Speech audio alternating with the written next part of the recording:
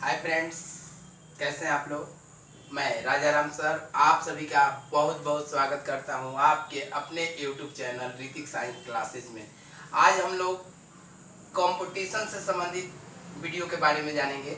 जो विभिन्न competition exam जैसे यूपीपी, रेलवे, एसएससी और ख़ास तौर पर जो वीडियो बना है, जो पेट आया है, यानी जो समूह ग की भर्तियों के लिए प्रारंभिक अर्हता परीक्षा है, उस पर हम आपको वीडियो बनाने जा रहे हैं। आज हम भारत के इतिहास की शुरुआत करने जा रहे हैं, जिसका पहला वीडियो आपके सामने मिलेगा।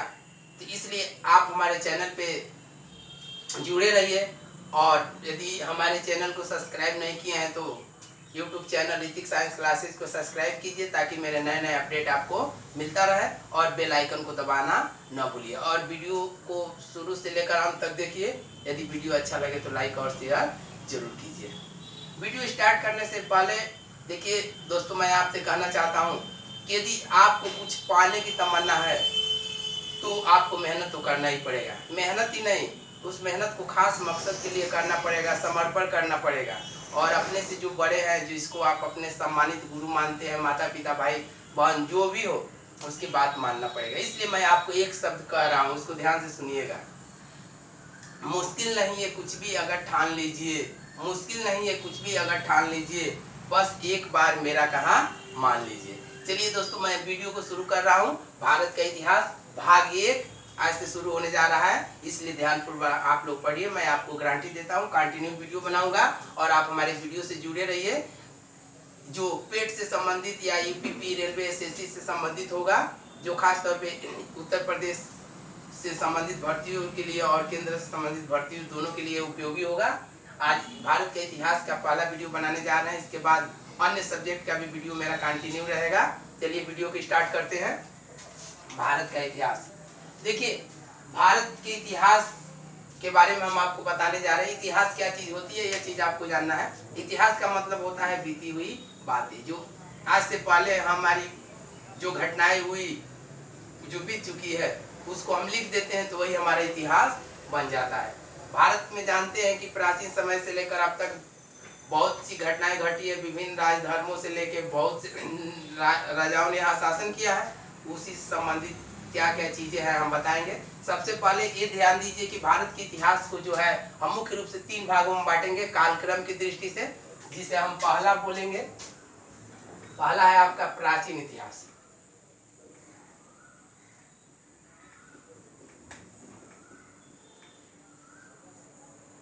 दूसरा होगा आपका मध्यकालीन इतिहास,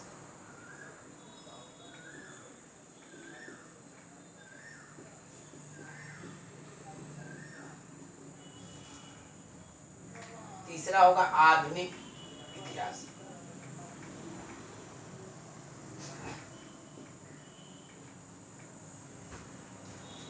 यह जो है कालक्रम की दृष्टि से कहा जाए तो ये भारत का इतिहास है। जो आपका पहला का कालक्रम आपका होता है 712 ईस्वी तक, यानी ईसा पूर्व से लेकर जब से इतिहास हम लिखना चालू किए हैं वहां से चालू होता है। और दूसरा होता है आपका 712 ईस्वी से आपका होता है लगभग 1700 ईस्वी तक। और जो आधुनिक है ये 1700 से आगे, ये चीजें हैं। तो हम सबसे पहले देखिए, आपको हम बताने जा रहे हैं प्राचीन इतिहास। प्राचीन इतिहास हम शुरू करने जा रहे हैं।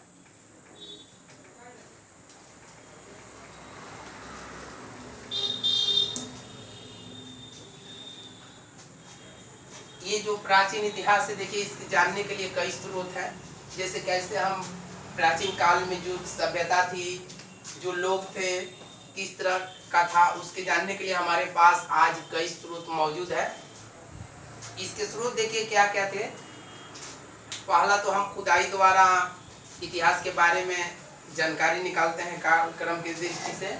दूसरा जो है, जो विभिन्न प्रकार के पुस्तकें लिखी गई है जैसे पुराण वगैरह, उससे हम जानकारी लेते हैं। इस तरह से बहुत से साधन हैं, लेकिन हम सबसे पहले प्राचीन इतिहास में आज हम जिक्र करेंगे वेद का।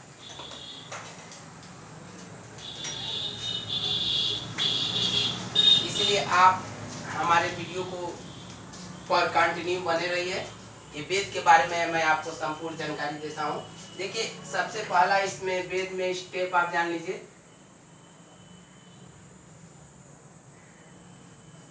यहाँ वेदों की संख्या जो है 4 है। कितनी है?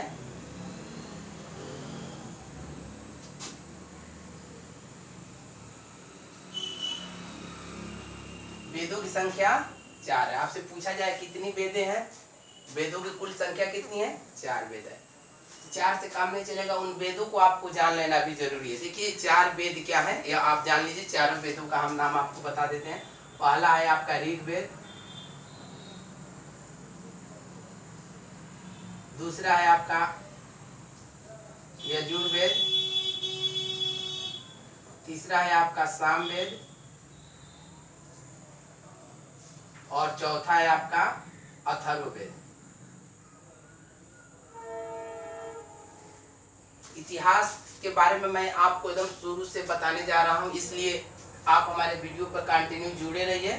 मैं संपूर्ण इतिहास की आपको तैयारी कराऊंगा। देखिए यहाँ पहले आपको वेदों की संख्या जो बताई गई है वह 4 है। कितनी वेद है? 4। पहला ऋग्वेद, यजुर्वेद, सामवेद, अथर्ववेद। आपसे पूछा जाए वेदों की संख्या कितनी है? 4 है। जी हाँ दोस्तों, 4 वेद है। जिसमें आपको अब हम ऋग्वेद के बारे में बताते हैं, लेकिन एक चीज और जान लीजिए, यह सबसे प्राचीन वेद है। क्या है? सबसे प्राचीन वेद आपका ऋग्वेद। पूछा जाता है कि सबसे प्राचीन वेद क्या है? प्राचीन का मतलब पुराना होता है, यानी जो बहुत सबसे पहले जो वेद लिखा गया है वह कौन सा है? ये आपका हो जाएगा ऋग्वेद। और सबसे बाद का वेद यानी सबसे नया वेद क्या है, जो सबसे बाद में लिखा गया है? यह आपका है अथर्ववेद, जो है सबसे नया, सबसे नया वेद, यानी सबसे लास्ट में लिखा गया, अंत में लिखा गया है। तो यहाँ वेदों की संख्या आपकी 4 बताई जा रही है। सबसे प्राचीन वेद है आपका ऋग्वेद है और सबसे नया वेद है आपका अथर्ववेद। ये चीजें आपको जाननी होती है। अब चलिए हम वेदों की संख्या 4 है, उस पर हम ऋग्वेद के बारे में आपको कुछ महत्वपूर्ण प्रश्न बता रहे हैं। चलिए हम ऋग्वेद के बारे में आपको बता रहे हैं। यहाँ देखिए ऋग्वेद में हम आपको सबसे पहले बता रहे हैं कि अभी हम बता दिए कि ये सबसे प्राचीन वेद है। कौन सा वेद है? सबसे प्राचीन वेद है। देखिए यहाँ ऋग्वेद के जो लोग पढ़ते हैं, यानी हम जिस वेद का अध्ययन कर रहे हैं उसको क्या कहा जाता है, तो यहाँ आपको जानना है। ऋग्वेद पढ़ने वाले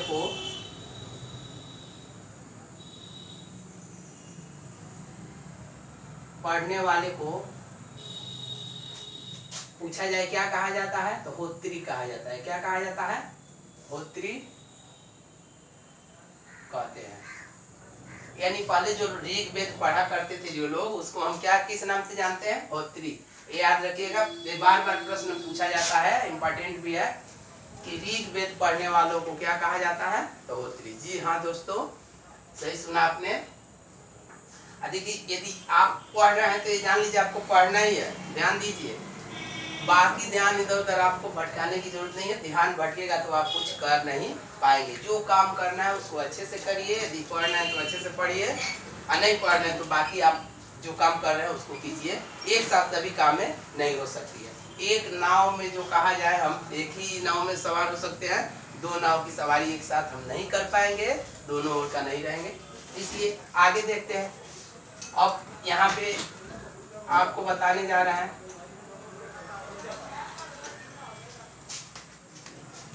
ऋग्वेद में 10 मंडल हैं। पूछा जाए कि ऋग्वेद में कितने मंडल हैं?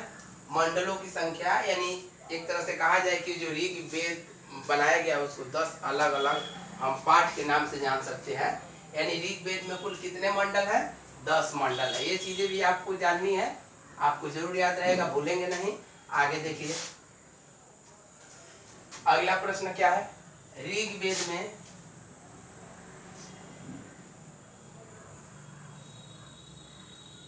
1028 सूक्तियां हैं।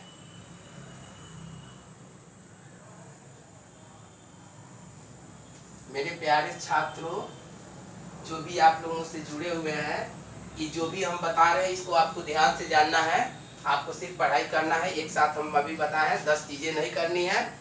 आपका नजरिया सिर्फ हमको नौकरी लेना है, और नौकरी लेने के लिए आपको समर्पण करना ही पड़ेगा। ये जान लीजिए, इधर उधर ध्यान नहीं भटकाने का मतलब है कि आजकल का समय हम देख रहे हैं कि अधिकांश लड़के जो है लड़कियों के पीछे पड़े हुए हैं। तो वो लड़कियां क्या करेंगी, आपका समय बर्बाद करेंगी, एक दिन आपको छोड़कर चली जाएंगी। तो इसलिए वो चीजें, वो आपका सबसे अच्छा मित्र नहीं है। आपका सबसे अच्छा मित्र है ये पढ़ने वाली चीजें। कभी भी आप पढ़ना है, पढ़ाई पर ध्यान दीजिए। आने वाले समय में अच्छा आपको नौकरी मिल जाता है तो बहुत से लोग आपको मिलेंगे, अच्छे अच्छे लोग मिलेंगे, और सब लोग आपकी इज्जत करेंगे कि हाँ ये फला व्यक्ति था, बहुत अच्छा पढ़ने में था।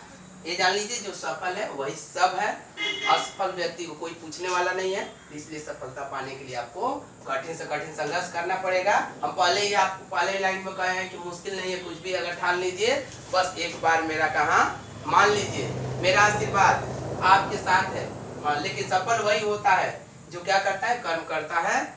बैठा हुआ व्यक्ति कुछ नहीं पाता है। जैसे जंगल का राजा शेर है, देखते होंगे ना, उसको भी अपना पेट भरने के लिए क्या करना पड़ता है, शिकार करना पड़ता है, निकलना पड़ता है अपने गुफा से। आप भी निकलिए अपने गुफा से। जो सोए हुए हैं, जो नींद आपकी लगी हुई है, उसको कुंभकर्ण नींद को आप क्या कीजिए, तैयार दीजिए। देखिए आगे आप बढ़ते हैं। चलिए आगे बढ़ते हैं। बहुत चीजें मैं आपको बताऊंगा, आपका मार्गदर्शन भी करूंगा। यदि मेरी बातें आपको बुरा लगे तो उस पर जरूर बताइए कमेंट करके कि सर आप ऐसे नहीं कहना चाहिए, लेकिन मैं जो भी कह रहा हूँ 101% सही कह रहा हूँ। चलिए 1028 सूक्तियां आगे देखते हैं। ऋग्वेद में 10,462 ऋचाएं हैं। ऋग्वेद में कितने हैं, 10,462 ऋचाएं। बस इतना ही आपको याद रखना है कि 10 मंडल, 1028 सूक्तियां, 10,462 ऋचाएं। इतनी चीजें आपको मिल गई। अब देखिए आगे, अगला है आपका ऋग्वेद, जो है गद्य है, गद्य में लिखा गया है, गद्य खंड है। इसका मतलब ये हुआ कि इसे केवल हम पढ़ सकते हैं, ये गाई जाने वाली नहीं है। जिसे कविता के रूप में नहीं लिखा गया है, पद्य के रूप में नहीं लिखा गया है, बल्कि किस रूप में लिखा गया है, गद्य के रूप में लिखा गया है। गद्य जो है हम इसको पढ़ सकते हैं, यानी पढ़ने वालों जो ऋग्वेद को पढ़ते हैं उन्हें हम क्या कहते हैं, होत्री कहते हैं। यह सिर्फ गद्य खंड है, यानी इसमें पूछा जाता है कौन सा वेद है जिसमें सिर्फ गद्य है, तो ये आपको ऋग्वेद जानना पड़ेगा। चलिए आगे देखते हैं। ऋग्वेद के देखिए तीसरा मंडल जो है, ऋग्वेद का तीसरा मंडल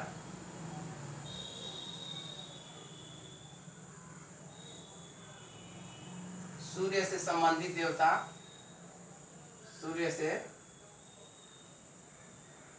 संबंधित देवता सावित्री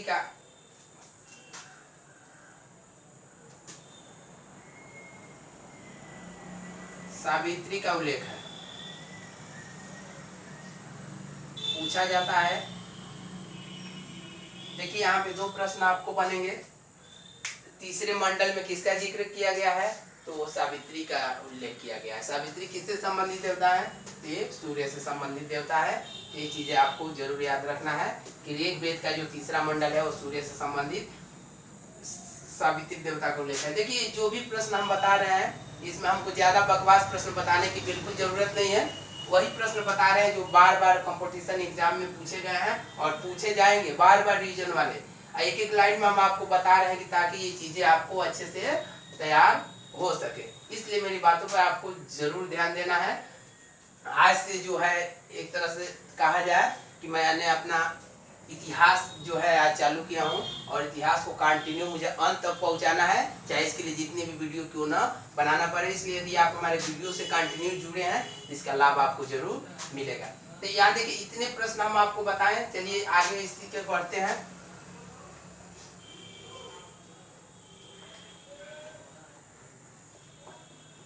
अभी हमारा ऋग्वेद ही चल रहा है। कौन सा वेद चल रहा है, ऋग्वेद।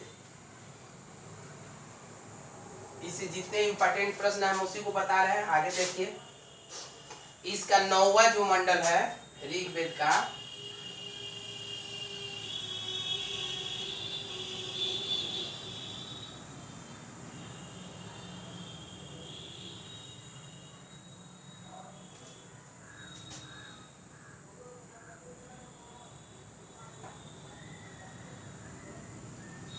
ऋग्वेद का 9वां मंडल देवता सोम से संबंधित है।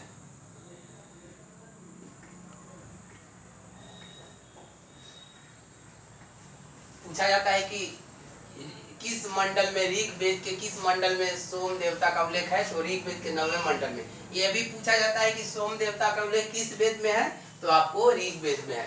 ये चीजें सब आपको जानना है। आगे देखिए, ऋग्वेद का जो 10वां मंडल है वो पुरुष सूक्त का वर्णन करता है।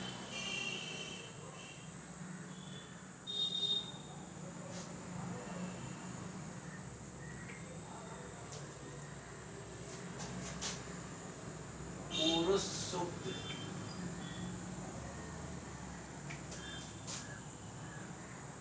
का वर्णन है।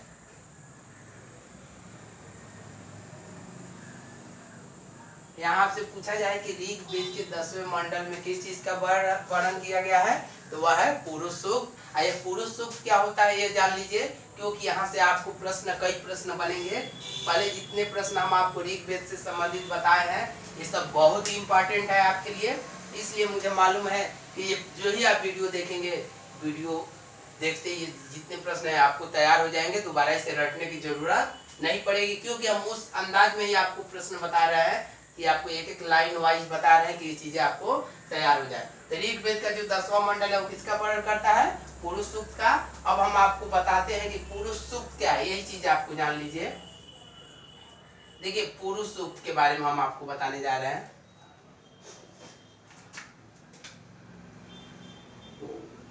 पुरुष सूक्त, अगर ये हिंदी थोड़ा सा मिस्टेक हो रहा होगा तो देख लीजिएगा, आप पढ़ सकते हैं कि पुरुष सूक्त लिखा गया है। ये देखिए, पुरुष सूक्त के अनुसार जो प्राचीन काल में जो जातियां थी उन्हें हम 4 वर्गों में बांटे थे। कितने वर्गों में? 4 वर्गों में बांटा गया था। ये 4 जातियां कौन थी ये आपको जानना है। ये 4 जातियां थी, पहला था ब्राह्मण,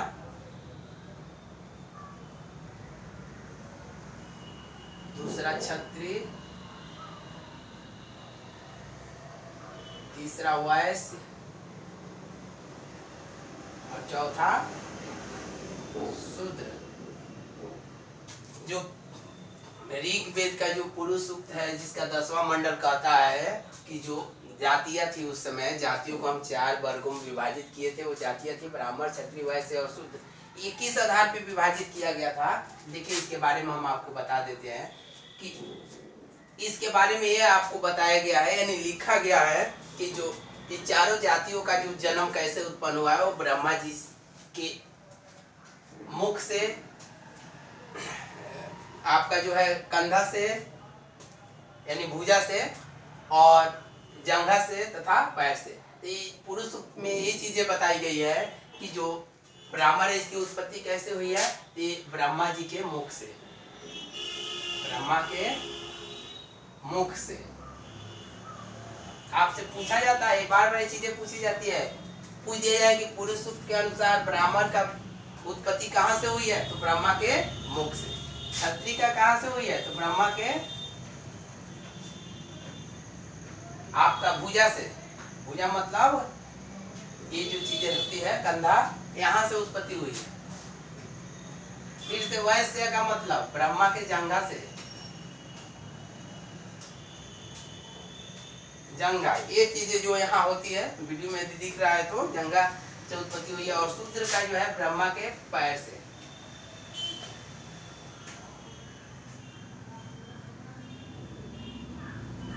पैर से। ये पुरुष सूक्त के अनुसार ये 4 जातियां थी, इस तरह से उत्पत्ति हुई है। उत्पत्ति के बारे में आपको बताया जा रहा है। यदि इसी के आधार पर इनके कर्म भी बांटे गए थे। देखिए कि इनका काम क्या था, ये चीजें भी आपको जान लेनी है। एक बार आप कहानी जैसे याद कर रहे हैं, एक बार सुन लेंगे तो आपको ये चीजें स्पष्ट हो जाएगी, फिर दोबारा आपको समझाने की जरूरत नहीं है। यदि एक बार में ये चीजें नहीं आती है तो हमारे वीडियो को आप रिवर्स करके दोबारा देख सकते हैं, ये चीजें आपको समझ में आ जाएगी। देखिए यहाँ पे जो ब्राह्मण का कर्तव्य क्या था वो इस पुरुष सूक्त के अनुसार हम बताने जा रहे हैं। ब्राह्मण जो था इसका काम था कि ये जो लोगों को जो है शिक्षा देना, यानी शिक्षित करना, इन्हें आगे धर्म की पाठ पढ़ाना, जो चीजें हैं जो देश हित के लिए हो, जो देश के आगे लोगों को अंदर देश भावना जागृत कर सके और देश को संभाल सके, यानी शिक्षित करना। कुल मिलाकर बस इतना जानिए कि ब्राह्मण का जो काम था वो लोगों को शिक्षित करना। क्षत्रिय, दूसरा जो है क्षत्रिय है, क्षत्रिय का काम था, इनका काम था कि देश की रक्षा करना, यानी लड़ना, युद्ध लड़ना। क्षत्रिय जो थे युद्ध लड़ते थे, यानी देश की रक्षा करते थे। तीसरा है वैश्य। आपका वैश्य है जो, इसका मतलब क्या था? वैश्य का मतलब था कि ये व्यापार वर्ग थे, जिसे बनिया कहा जाता है। ये देश में चारों ओर व्यापार करते थे, मैंने इनका काम था कि समान वस्तुओं को एक शहर से दूसरे शहर में ले जाकर बेचना। कुल मिलाकर इतना आप समझ सकते हैं। और शूद्र, शूद्र का जो पुरुष सूक्त है इसके अनुसार शूद्र का जो कार्य है कि सेवा करना, यानी जो लोग थे, जो बड़े बड़े लोग थे, उनकी सेवा में लगे रहना। ये चीजें पुरुष सूक्त कहता है, ये हम नहीं कह रहे हैं, ये चीजें हम आपको बता रहे हैं कि ऋग्वेद का जो पुरुष सूक्त है वह क्या कहता है। ये चीजें आपको हम जितनी भी चीजें बताए हैं इस वीडियो में, ये जरूर आपको समझ में आएगी। अभी हम आपको प्राचीन इतिहास जो है चालू किए हैं। प्राचीन इतिहास का सफर भी बहुत लंबा जाएगा, 712 ईस्वी तक। अभी हम एक एक चीज बताएंगे, अभी जिक्र कर रहे हैं जो इम्पोर्टेंट प्रश्न है। अभी हम राजवंशों का उदय बताएंगे, किस राजवंश का उदय कैसे हुआ, कैसे हड़प्पा कालीन सभ्यता, मोहनजोदड़ो सभ्यता, ये कैसे पता चली, कहां से कहां तक विस्तृत थी। बहुत ऐसे प्रश्न आपको मिलेंगे, लेकिन सोचे हैं कि कुछ अच्छा चीजें आपको बताया जाए। ऐसे हमारा कंटिन्यू वीडियो चलता रहेगा। आज जो अच्छे प्रश्न है वही हम शामिल करेंगे। अच्छे का मतलब जो परीक्षा की दृष्टि से महत्वपूर्ण हो और आसानी से आप तैयार कर सके ये चीजें।